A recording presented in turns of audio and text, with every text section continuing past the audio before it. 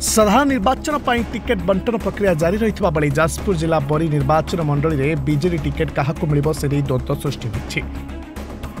यार भितर बरी विधायिका सुनंदा दास समर्थन में रसुलपुर ब्लॉक 10 पंचायत सरपंच और समिति सभ्य मंगराजपुर में मिली कर पुनर्बार सुनंदा को बीजेडी टिकेट देवाक से दावी कर कारण चौथ थर बरी में बीजेडी टिकेट पर एकाधिक आशायी कर्मी महल द्वंद्व सृष्टि होती जहाँकि सुनंदा सपक्ष लोक प्रतिनिधि माने स्वर उठाई विजु जनता दल में पुनर्बार विधायिका भाव सुजोग देवाक दावी कर एकाग्रता भाव आमे 10 रसुलपुर ब्लॉक 10 गोटी पंचायत समिति सभ्य पीएस मेंबर एवं सरपंच छामुआ बीजेडी दलर संगठक माने आमे एकत्रित होइछु। तत्सहित आमर जनसाधारण मध्य युव समाज नारी समाज छात्र समाज समस्त एकत्रित होइछु एवं आमर से सुप्रीमो पाखरे आमर एक अनुरोध जे आमर आगामी 2024 निर्वाचन रे आमर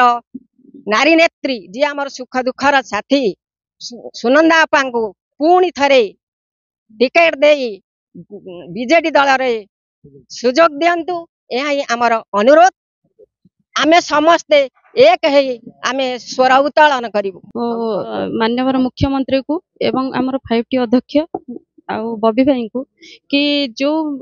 आमर अच्छे विधायिका सी 5 वर्ष आम सहित आम परिवार भली चली आसी आमे छाड़ी तांको केबे भी रही पारिबुनु। सी आम देहर गोटे अंग कटिगले आमको जेमिति लागिबो तांको जदि वर्तमान आम सहित सामिल न होउचंती सी ताहले आमको सेही भलिया लागिबो। तेणु करी आमे माननीय मुख्यमंत्री को मु एतिके हाथ जोड़ी विनम्र अनुरोध करूची कि सी पुनर्बार सुजोग दिया जाऊ सुनंदा अपा को पुनर्बार लोक सेवा करिया पई सुजोग दियंतु। साधारण मनीष बोली आमरी भलिया मनीष भाविकी आम सहित सामिल होइकी सुख दुखर साथी होइचंती आमर माननीय मुख्यमंत्री को एवं 5T अध्यक्ष को एवं बबी भाई को एतिके अनुरोध आमर प्रिय विधायिका को आमर 2024 इलेक्शन रे आमर नारी नेत्री हबार सुजोग देले आमे बहुत खुशी हबु। भारतर जो श्रेष्ठ विधायक भितर आमर विधायिका जो श्रेष्ठ विधायिका रूप में परिगणित होती आमर से आम इन्स्पायर है कि आम जो 10 पंचायतर सरपंच भौणी माने से माने इन्स्पायर है कि जो आगे आमे। बरी तपन महंती रिपोर्ट आज लाइव।